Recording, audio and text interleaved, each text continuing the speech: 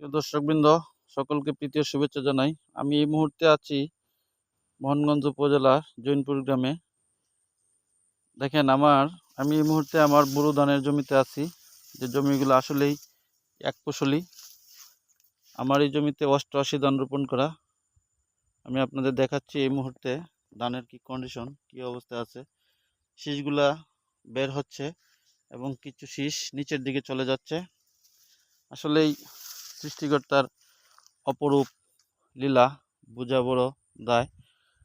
আমরা বছরের একটি ফসল, যে বোরো ফসল, এই ফসলগুলোর উপরে নির্ভরশীল কৃষকগুলা। তো আমাদের এই অঞ্চলের একটাই সমস্যা, সেটা হচ্ছে নেক ব্লাস্ট, শীষ ব্লাস্ট, ওই ব্লাস্ট যেটাকে বলে সংক্ষিপ্ত কথা ব্লাস্ট, সেই ব্লাস্টগুলো আক্রান্ত করে জমির বিঘার পর বিঘা ফসল নষ্ট করে দিয়ে যায়। দেখেন, এই শীষগুলা এখনো পর্যন্ত ভালো আছে, সৃষ্টিকর্তার অপরূপ সৌন্দর্য।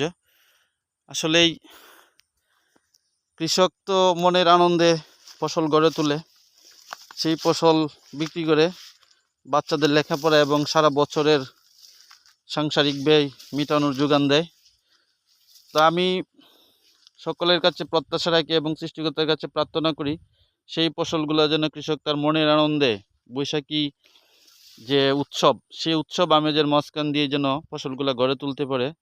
এই জন্য দেশবাসী সহ সৃষ্টিকর্তার কাছে প্রার্থনা করি, কৃষক তার আপন মহিমায় সেই ফসলগুলা যেন ফিরে পায় এবং মনের সুখে সারা বছর বাচ্চাদের লেখাপড়া খরচ সহ পারিবারিক ব্যয় মেটানোর সকল কিছুই যেন সৃষ্টিকর্তা তার গোলায় ভরে দেন।